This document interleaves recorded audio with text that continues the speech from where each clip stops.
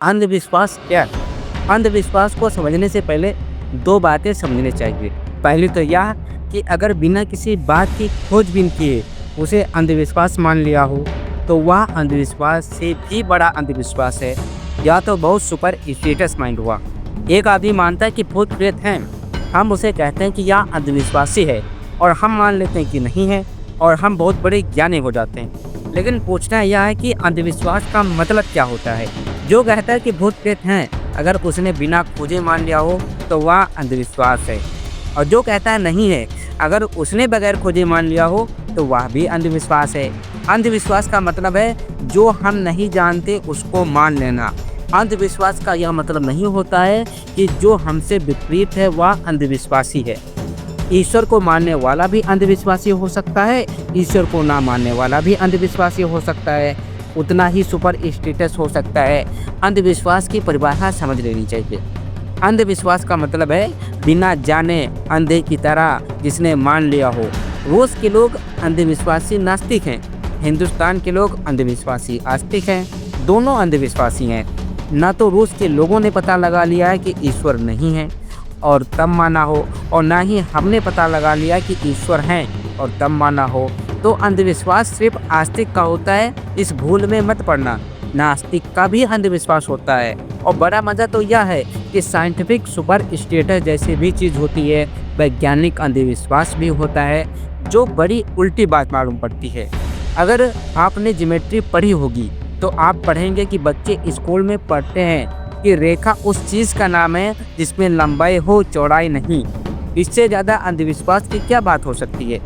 ऐसी कोई रेखा ही नहीं होती जिसमें चौड़ाई ना हो। बच्चे पढ़ते हैं कि बिंदु उसे कहते हैं जिसमें लंबाई चौड़ाई दोनों ना हो, और बड़े से बड़ा वैज्ञानिक भी यह मानकर चलता है कि बिंदु उसे कहते हैं जिसमें लंबाई चौड़ाई ना हो। भला क्या वह बिंदु हो सकता है जिसमें लंबाई चौड़ाई ना हो? हज़ारों चीज़ें वैज्ञानिक रूप से हम मानते हैं, ठीक है, वे अंधविश्वास ही होती हैं, तो वैज्ञानिक अंधविश्वास भी होते हैं।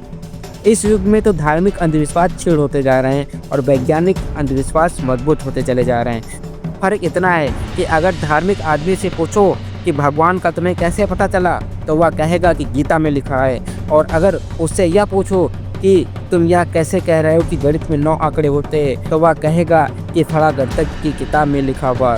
फ़र्क क्या हुआ इन दोनों में? एक गीता बता देता है, एक कुरान बता देता है, एक गणित की किताब बता देता है। फ़र्क क्या है? इसका मतलब यह हुआ कि हमें समझ लेना चाहिए कि अंधविश्वास सुपर स्टेशन का मतलब क्या है। सुपर स्टेशन का मतलब है कि जिसे हम बिना जाने मान लेते हैं, और हम बहुत सी चीज़ें मान लेते हैं और बहुत सी चीज़ें बिना जाने इनकार कर देते हैं, यह भी अंधविश्वास है। अब समझ लें कि गांव में एक आदमी को भूत लग गया, तो उस गांव के सभी पढ़े लिखे लोग कहेंगे कि यह अंधविश्वास है, सुपर स्टिशन है। गैर पढ़े लिखे लोग तो अंधविश्वासी हैं ही, इसको मानकर ही चला जाता है। इसलिए मानकर चला जाता है कि हमने उन पर थोप ही दिया है कि वे अंधविश्वासी हैं, क्योंकि वे बेचारे गैर पढ़े लिखे होने की वजह से जो भी मानते हैं उसके लिए दलील देने में असमर्थ हैं। पढ़े लिखे सारे गांव के लोग कहते हैं कि यह जो प्रेत लगा हुआ है यह बिल्कुल झूठी बात है, लेकिन उनको पता नहीं है कि अमेरिका में हार्वर्ड यूनिवर्सिटी जैसे विश्वविद्यालय में एक विभाग है जो भूत प्रेत का अध्ययन करता है, और उस विभाग ने भूत प्रेतों के चित्र भी लेकर प्रस्तावित कर दिए हैं। हमें पता नहीं कि इस समय दुनिया में कुछ बड़े वैज्ञानिक भूत प्रेत की खोज में इतने तल्लीन हैं और इतने नतीजों पर पहुंच चुके हैं कि आपको आज नहीं तो कल पता चलेगा ही कि जो पढ़ा लिखा आदमी है वह अंधविश्वासी था, और वह जो अंधविश्वासी था वह जो नहीं जानता था, लेकिन वह जो कह रहा था ठीक ही कह रहा था। अगर आप राइन या ओलिवर लॉज की किताबें पढ़ें तो आप दंग रह जाएंगे। Oliver Lodge Nobel prize winner वैज्ञानिक था और ज़िंदगी भर भूत प्रेतों में संलग्न रहा, खोज करता रहा।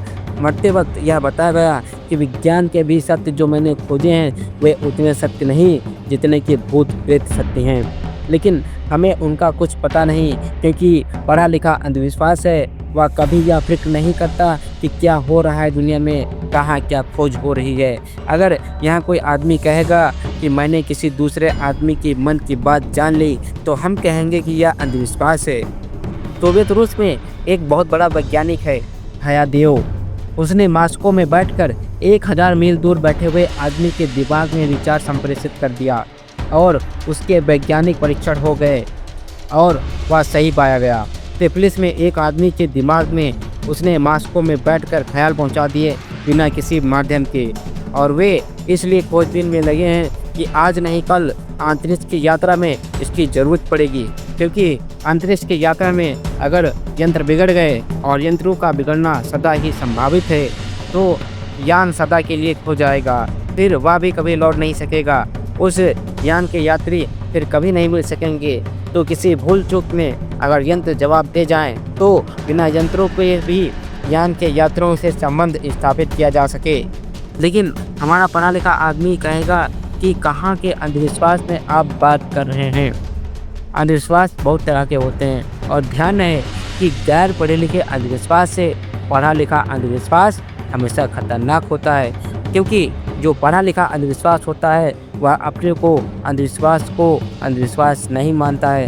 वह कहता है या तो हमारे बड़े विचार की बात है।